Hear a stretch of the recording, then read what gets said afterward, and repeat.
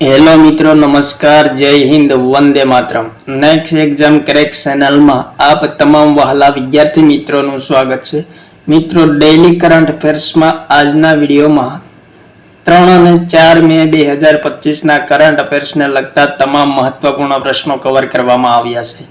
મિત્રો, આવનારી તમામ સ્પર્ધાત્મક પરીક્ષા માટે કરંટ અફેર્સ અત્યંત ઉપયોગી સાબિત થતું હોય છે। तो आ वीडियो में मित्रों 3 અને 4 મે 2025 ना करंट अफेर्स ने लगता महत्वपूर्ण प्रश्नों જોઈએ।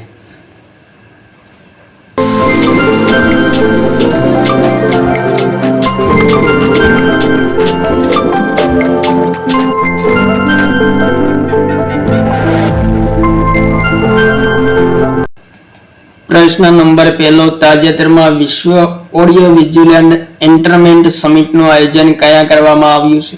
दुबई, मुंबई, काठमांडू, कोलंबो। तो जवाब थशे ऑप्शन नंबर बी, मुंबई खाते विश्व ऑडियो विज्युअल एंटरटेनमेंट समिट નું आयोजन કરવામાં આવ્યું છે। મુંબઈમાં મિત્રો જીઓ વર્લ્ડ કન્વેન્શન સેન્ટર ખાતે આયોજન કરવામાં આવ્યું છે। ઇમ્પોર્ટન્ટ પોઈન્ટ, ઉદ્ઘાટન કોણે કર્યું છે? તો પ્રધાનમંત્રી નરેન્દ્ર મોદી દ્વારા ઉદ્ઘાટન કરવામાં આવ્યું છે। ત્યારબાદ આગળનો પ્રશ્ન, તાજેતરમાં અરવિંદ શ્રીવાસ્તવે કયા મંત્રાલયના રાજસ્વ વિભાગના સચિવ તરીકેનો પદભાર સંભાળ્યો છે? સંરક્ષણ મંત્રાલય, ગૃહ મંત્રાલય, નાણાં મંત્રાલય, રેલ મંત્રાલય। ઇમ્પોર્ટન્ટ પ્રશ્ન, અરવિંદ શ્રીવાસ્તવે કયા મંત્રાલયના રાજસ્વ વિભાગના સચિવનો પદભાર સંભાળ્યો છે?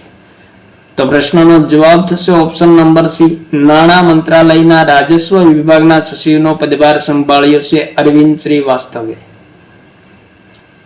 ત્યારબાદ આગળનો પ્રશ્ન, તાજેતરમાં મરાઠા યોદ્ધા રઘુજીજી ભોંસલેની પ્રથમ ઐતિહાસિક તલવારની કયા આયોજિત હરાજીમાં ખરીદી કરવામાં આવી છે? Dubai, London, New York, Canberra. Important પ્રશ્ન મિત્રો, મરાઠા યોદ્ધા રઘુજીજી ભોંસલેની પ્રથમ ઐતિહાસિક તલવારની તાજેતરમાં ખરીદી કરવામાં આવી છે? કયા આયોજિત હરાજીમાં ખરીદી કરવામાં આવી છે? તો જવાબ થશે મિત્રો લંડનમાં આયોજિત એક હરાજીમાં મરાઠા યોદ્ધા રઘુજીજી ભોંસલેની પ્રથમ ઐતિહાસિક તલવારની ખરીદી કરવામાં આવી છે। ત્યારબાદ આગળનો પ્રશ્ન,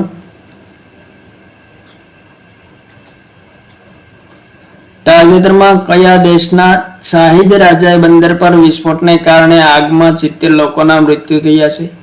અમેરિકા, જાપાન, ઈરાન, ઓસ્ટ્રેલિયા।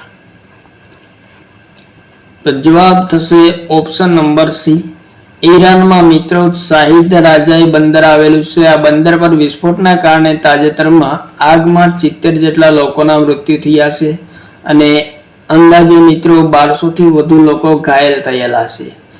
ઈરાનની રાજધાની કઈ છે? તો તહેરાન છે। સમ્રાટ અલી ખામેની છે, રાષ્ટ્રપતિ મસૂદ પઝેશ્કિયન છે। ત્યારબાદ આગળનો પ્રશ્ન, તાજેતરમાં વિનોદ કુમાર ગુંજિયાલે કયા રાજ્યના મુખ્ય ચૂંટણી કમિશનર તરીકે પદભાર સંભાળ્યો છે? ઇમ્પોર્ટન્ટ પ્રશ્ન, રાજસ્થાન, અરુણાચલ પ્રદેશ, કેરળ, બિહાર। પ્રશ્નનો જવાબ થશે મિત્રો બિહાર રાજ્યના મુખ્ય ચૂંટણી અધિકારી તરીકેનો પદભાર વિનોદ કુમાર ગુંજિયાલે સંભાળ્યો છે તાજેતરમાં।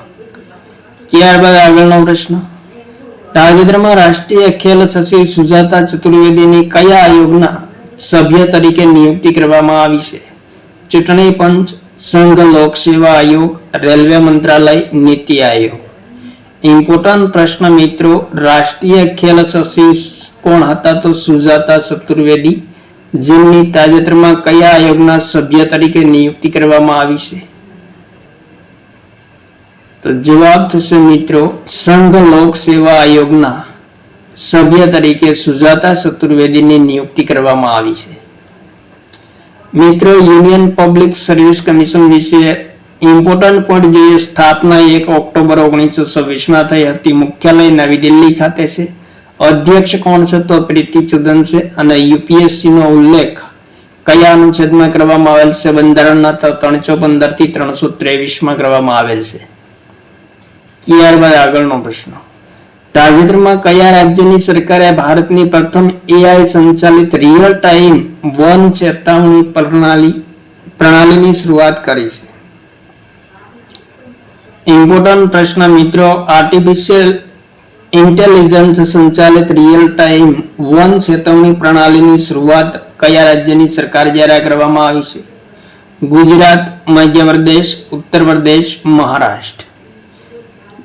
તો પ્રશ્નનો જવાબ થશે મિત્રો ઓપ્શન નંબર બી, મધ્યપ્રદેશ સરકાર દ્વારા AI સંચાલિત રિયલ ટાઈમ વન ચેતવણી પ્રણાલીની શરૂઆત કરવામાં આવી છે.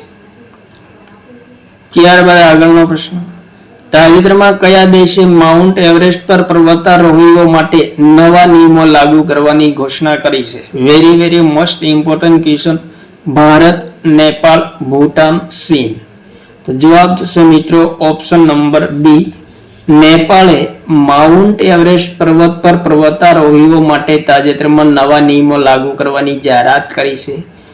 નવા નિયમોમાં મિત્રો શું છે? ઇમ્પોર્ટન્ટ તો 7000 મીટર ઊંચા પર્વત પર ચઢાઈ પૂર્ણ કરી હોય તેમને જ માઉન્ટ એવરેસ્ટ પર પર્વતારોહણ માટે મંજૂરી આપવામાં આવશે. ત્યારબાદ મિત્રો માઉન્ટ એવરેસ્ટ વિશે થોડી ઇમ્પોર્ટન્ટ માહિતી જોઈએ. તો વિશ્વનો સૌથી ઊંચો પહાડ કયો છે? તો માઉન્ટ એવરેસ્ટ છે. નામકરણ કોના નામ પરથી થયેલું છે? ઇમ્પોર્ટન્ટ પોઈન્ટ, ભારતના સર્વેયર જનરલ જ્યોર્જ એવરેસ્ટના નામ પરથી પર્વતનું નામ માઉન્ટ એવરેસ્ટ પડ્યું છે. ઊંચાઈ કેટલી છે? તો 8848 મીટર છે. સ્થાન ક્યાં છે? તો હિમાલય શ્રેણીમાં નેપાળમાં આવેલો છે અને નેપાળી નામ કયું છે? તો ચાગરમાથા નામ છે નેપાળી નામ. પ્રથમ પર્વતારોહક કોણ હતા? ઇમ્પોર્ટન્ટ પોઈન્ટ, તેનજીંગ નોર્ગે અને એડમંડ હિલેરી એ માઉન્ટ એવરેસ્ટ પર ચઢાઈ કરનાર પ્રથમ પર્વતારોહી હતા. પ્રથમ મહિલા પર્વતારોહી કોણ છે? તો જુન્કો તાબે, જેઓ જાપાનના છે, જેઓ પ્રથમ મહિલા પર્વતારોહી છે. પ્રથમ ભારતીય પર્વતારોહક કોણ છે? તો મિત્રો ઇમ્પોર્ટન્ટ પોઈન્ટ, અવતારસિંહ સિંહ એ પ્રથમ ભારતીય પર્વતારોહક છે. પ્રથમ ભારતીય મહિલા પર્વતારોહી કોણ છે? તો બસેન્દ્રી પાલ એ પ્રથમ ભારતીય મહિલા પર્વતારોહી છે. ત્યારબાદ આગળનો પ્રશ્ન, તાજેતરમાં ભારતમાં આઝાદી બાદ પ્રથમ વખત જાતિ જનગણનાને કોણે મંજૂરી આપી છે? લોકસભા, રાજ્યસભા, સંસદ, રાષ્ટ્રપતિ.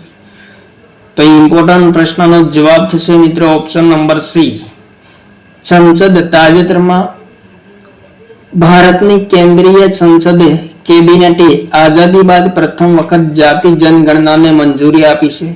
મિત્રો ભારતમાં વસ્તી ગણતરીની શરૂઆત ક્યારે થઈ હતી? તો 1872માં લોર્ડ મેયોના સમયમાં થઈ હતી વસ્તી ગણતરીની શરૂઆત. ભારતમાં મિત્રો અંગ્રેજ શાસનકાળમાં 1872 થી 1931 સુધી જાતિ આધારિત વસ્તી ગણતરી કરવામાં આવતી હતી. ઇમ્પોર્ટન્ટ પોઈન્ટ મિત્રો, 1872 થી 1931 સુધી શેના આધારે વસ્તી ગણતરી કરવામાં આવતી? તો જાતિ આધારિત વસ્તી ગણતરી કરવામાં આવતી હતી. સ્વતંત્રતા બાદ મિત્રો ભારતમાં કેટલી વખત વસ્તી ગણતરી થઈ છે? તો 15 વખત વસ્તી ગણતરી પૂર્ણ થઈ છે સ્વતંત્રતા બાદ. ત્યારબાદ આગળનો પ્રશ્ન, તાજેતરમાં કયા રાજ્યની સરકારે પરાળી સળગાવવા પર પ્રતિબંધ મૂક્યો છે? પંજાબ, હરિયાણા, મધ્યપ્રદેશ, ઉત્તર પ્રદેશ. ઇમ્પોર્ટન્ટ પ્રશ્ન મિત્રો,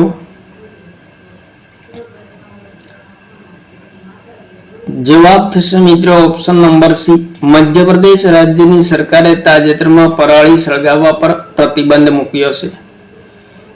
ત્યારબાદ આગળનો પ્રશ્ન, તાજેતરમાં ખુનયિંગ પટામા ને કયા મહાસંઘના અધ્યક્ષ તરીકે નિયુક્ત કરવામાં આવ્યા છે? ક્રિકેટ મહાસંઘ, હોકી મહાસંઘ, બેડમિન્ટન મહાસંઘ, એથ્લેટિક મહાસંઘ. ઇમ્પોર્ટન્ટ પ્રશ્ન મિત્રો, ખુનયિંગ પટામાને કયા મહાસંઘના અધ્યક્ષ તરીકે નિયુક્ત કરવામાં આવ્યા છે? તો જવાબ થશે મિત્રો ઓપ્શન નંબર સી, બેડમિન્ટન મહાસંઘના અધ્યક્ષ તરીકે ખુનયિંગ પટામાને નિયુક્ત કરવામાં આવ્યા છે. ઇમ્પોર્ટન્ટ પ્રશ્ન. ત્યારબાદ મિત્રો આગળનો પ્રશ્ન, તાજેતરમાં લોકસભા અધ્યક્ષ ઓમ બિરલાએ 2025-26 માટે અંદાજ સમિતિના અધ્યક્ષ તરીકે કોને નિયુક્ત કર્યા છે? ઇમ્પોર્ટન્ટ પ્રશ્ન મિત્રો. મનોજ તિવારી, સંજય જયસ્વાલ, બ્રિજમોહન અગ્રવાલ, જેપી નડ્ડા.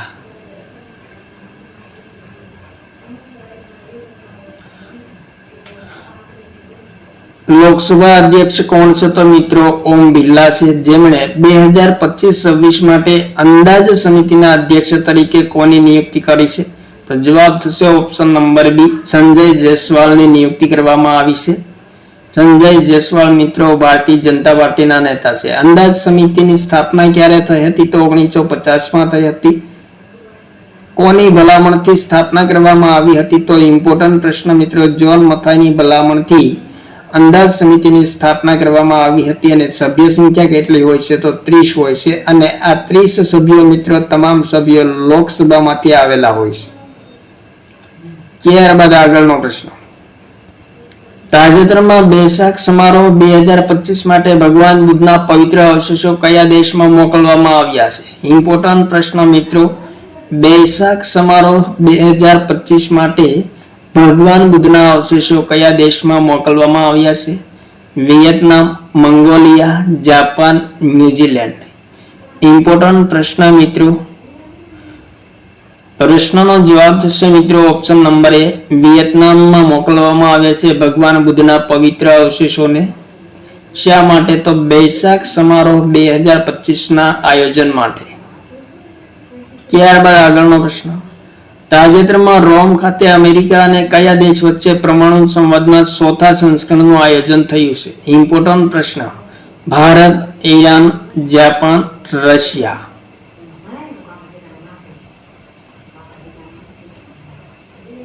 તો જવાબ થશે મિત્રો અમેરિકા અને ઈરાન વચ્ચે પરમાણુ સંવાદના ચોથા સંસ્કરણનું આયોજન થયું છે. કયા આયોજન થયું છે? તો રોમ ખાતે આયોજન કરવામાં આવ્યું છે. ત્યારબાદ મિત્રો આગળનો પ્રશ્ન, ઇમ્પોર્ટન્ટ પ્રશ્ન. તાજેતરમાં સીબીઆઈએ કયા ઓપરેશન દ્વારા વૈશ્વિક કનેક્શન વાળા બાળ યૌન શોષણમાં સામેલ સાયબર અપરાધને નષ્ટ કર્યો છે? ઓપરેશન મર્યાદા, operation carbon, operation hoc, operation દોસ્ત. તો જવાબ થશે મિત્રો ઓપ્શન નંબર સી, સીબીઆઈએ ઓપરેશન હોક દ્વારા વૈશ્વિક કનેક્શન વાળા બાળ યૌન શોષણમાં સામેલ થનાર સાયબર અપરાધોને નષ્ટ કર્યા છે.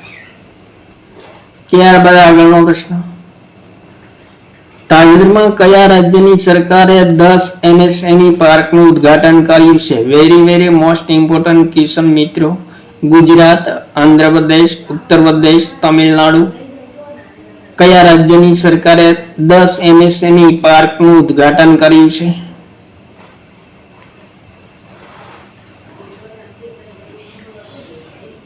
તો જવાબ થશે મિત્રો આંધ્રપ્રદેશ રાજ્ય સરકારે તાજેતરમાં 10 MSME પાર્કનું ઉદ્ઘાટન કર્યું છે.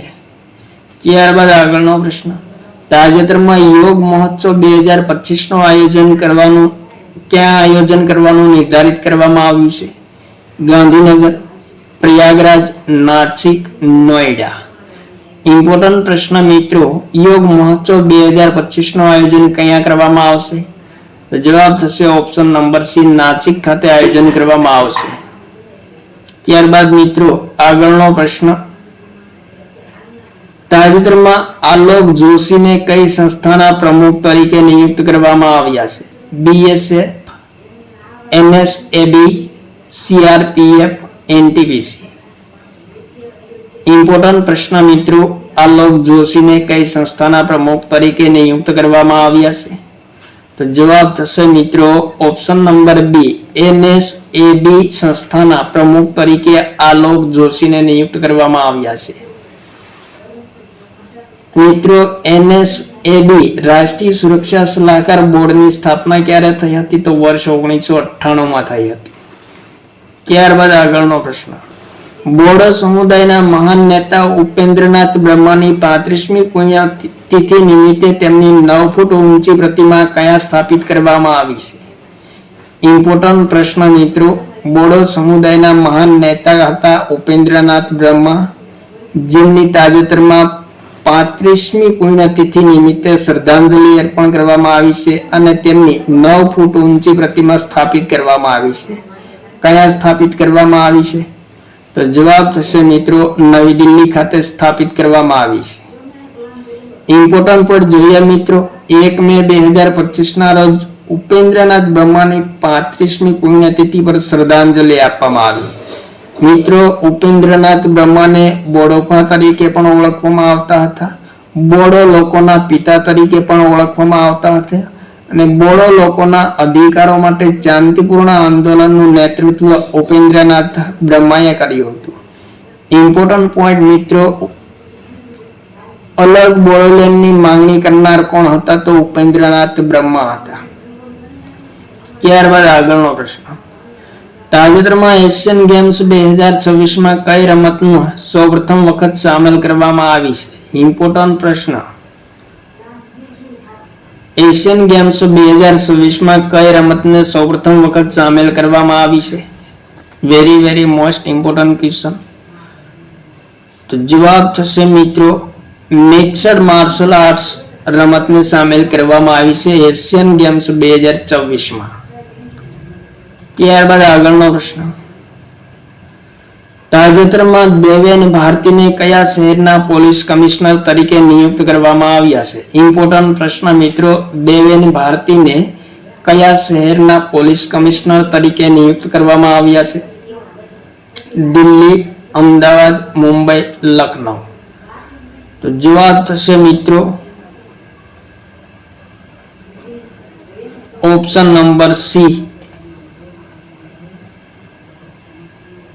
મુંબઈ પોલીસ કમિશનર તરીકે દેવેન ભારતીને નિયુક્ત કરવામાં આવ્યા છે.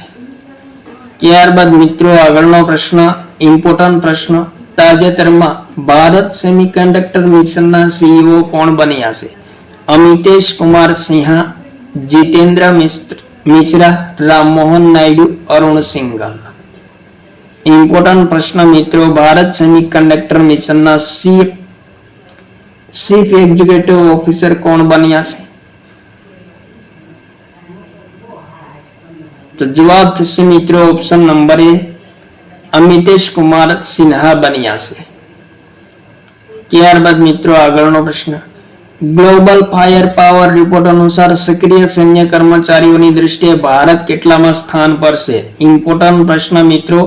ગ્લોબલ ફાયર પાવર રિપોર્ટ અનુસાર સક્રિય સૈન્ય કર્મચારીઓની દ્રષ્ટિએ ભારતનું સ્થાન કેટલામું છે? ઇમ્પોર્ટન્ટ પ્રશ્નનો જવાબ થશે મિત્રો ઓપ્શન નંબર બી, આપણા દેશ ભારતનું સ્થાન બીજા નંબરનું છે. પ્રથમ ક્રમે કયો દેશ છે? તો ચીન છે. ચીનમાં મિત્રો 20 લાખથી વધુ સૈનિકો છે. બીજા ક્રમે ભારતમાં 14 લાખથી વધુ સૈનિકો છે. ત્રીજા ક્રમે મિત્રો અમેરિકા છે. અમેરિકામાં 13 લાખથી વધુ સૈનિકો છે. ત્યારબાદ મિત્રો આગળનો પ્રશ્ન. તાજેતરમાં એશિયાઈ અંડર 15 અને 17 બોક્સિંગ ચેમ્પિયનશિપમાં કયો દેશ સર્વસ્થાન પર રહ્યો છે? Bharat, Pakistan, Kazakhstan, Australia.